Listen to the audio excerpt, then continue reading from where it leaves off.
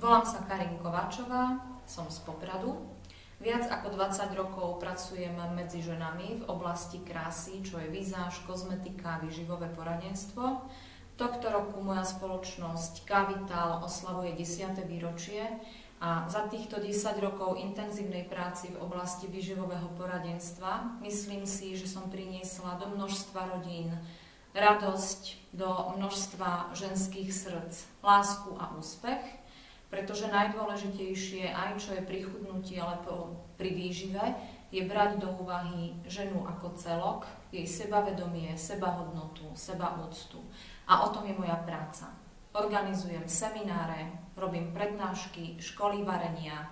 Je to to, čo ma naplňa a projekt Ženy ženám vnímam ako výzvu, pretože myslím si, že mám čo odovzdať. Myslím si, že je to výzva aj pre mňa v tom, aby som sa mohla posúvať a vyžívať v tom, čo robím. A pevne verím, že sa uvidíme pri nejakom spoločnom projekte.